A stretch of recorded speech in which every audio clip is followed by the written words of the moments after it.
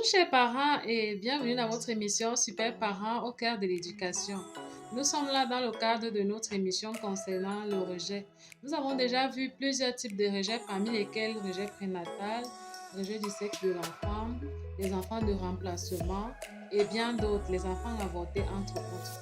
Aujourd'hui, nous allons parler des enfants ignorés. Ignorés, c'est un enfant qui ne reçoit aucune attention de la part de ses parents pendant qu'il est encore en état de gestation, c'est-à-dire pendant la grossesse, la maman ne montre aucun geste d'affection envers l'enfant.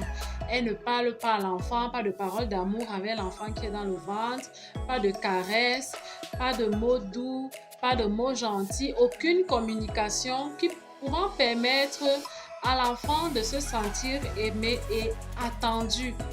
Alors, qu'est-ce que cela va produire? Parce qu'en fait, pas de toucher. Qu'est-ce que cela peut produire une fois l'enfant né?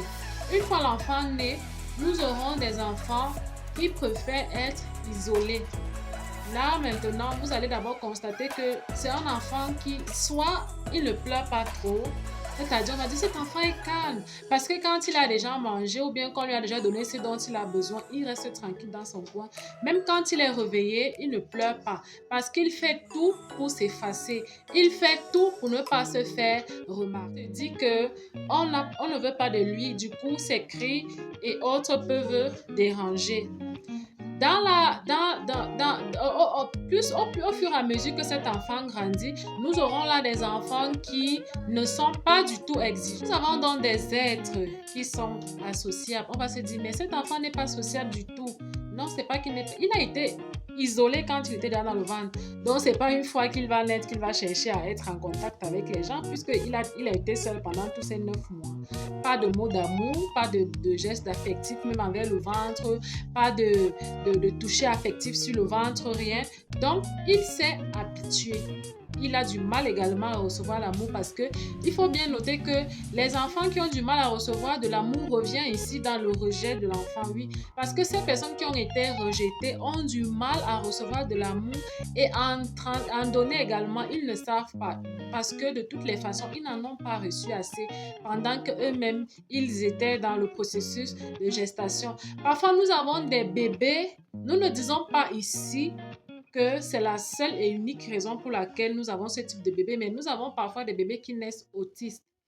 Nous ne sommes pas, je répète, nous ne sommes pas en train de dire que c'est la seule et unique raison parce qu'il y a d'autres raisons cliniques qui ont été prouvées. Donc voilà, nous disons que cela peut donner des enfants autistes.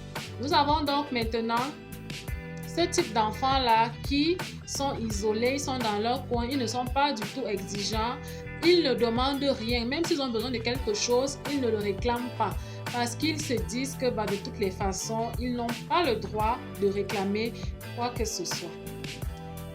Ainsi, nous allons voir dans nos prochaines vidéos comment faire pour renouer avec ce genre d'enfants. Ces enfants, si nous avons eu ces enfants, si nous avons eu à faire ou alors à manifester ces différents actes dont nous avons parlé dans toutes nos précédentes vidéos, nous allons faire une vidéo où nous allons vous montrer comment guérir de ça.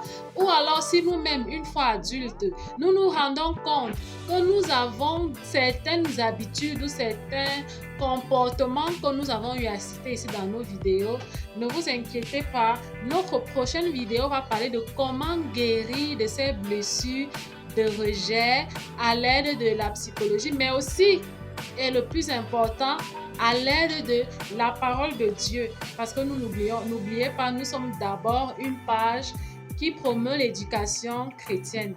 Sur ce, n'oubliez pas de liker, de commenter et de partager. Surtout, n'oubliez pas, super parents un jour, super parents toujours.